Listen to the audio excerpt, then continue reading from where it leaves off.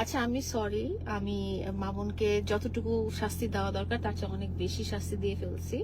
আচ্ছা, আমিও সরি। আমিও অনেক না বুঝে শুনে অনেক কষ্ট দিয়ে ফেলেছি লায়লাকে। প্রিন্স মামুন এবং লায়লা জুটিকে আমরা সবাই চিনি। 2 দিন পরপরই তাদের নিত্য নতুন ঝগড়ার সাক্ষী বাংলাদেশের সবাই। আবার ঝগড়া শেষ করে তাদের মিলতেও সময় লাগে না। 2024 সালে আলোচিত টিকটক জুটি প্রিন্স মামুন ও লায়লার সম্পর্ক ভেঙে যায়। এই সময়ে লায়লার মামলায় জেল খেটেছিলেন মামুন। এরপর দুজনের মধ্যে সামাজিক যোগাযোগ মাধ্যমে একে অপরের বিরুদ্ধে হিংসাত্মক বক্তব্য শোনা গিয়েছিল। সবকিছুই এখানে আমার বলার কিছু নাই। এটা জানি না ও কেন করতেছে, ওর স্যাটিসফ্যাকশন, ওর ভালো লাগতেছে তাই করতেছে। আর আমার কপালে ছিল এই জন্য হচ্ছে। আমার মুখে দেখেন পুরো, আমি নিজেকে চিনতে পারতেছি না।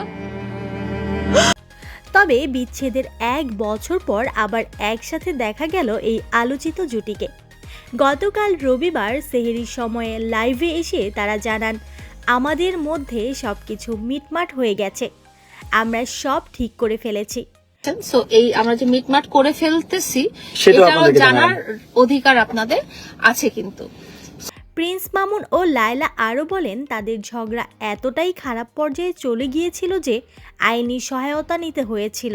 ধর্ষণ আর আমাদের মধ্যে যেটা হয়েছে সেগুলো এক না। জোরপূর্বক ধর্ষণ আমাদের মধ্যে ছিল না কখনো। বিবাহ বহির্ভূত সম্পর্কে ছিলাম কি ছিলাম না সেটা নিয়ে কিন্তু মামলাটা হয়েছে। ভালোবাসা ছাইরা গেলে ব্রেকআপ করলে তারে ধর্ষণ মামলা দিতে হবে, তাই তো?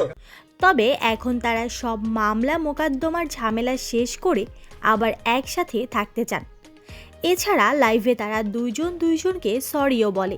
আচ্ছা, আমি সরি। আমি মামুনকে যতটুকু শাস্তি দেওয়া দরকার তার চেয়ে অনেক বেশি শাস্তি দিয়ে ফেলছি। আচ্ছা, আমিও সরি। আমিও অনেক না বুঝে শুনে অনেক কষ্ট দিয়ে ফেলেছি লায়লাকে।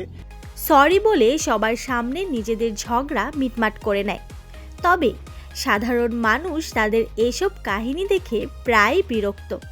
কেউ আবার তাদের নিয়ে খারাপ মন্তব্য করতেও ছাড় দেন না।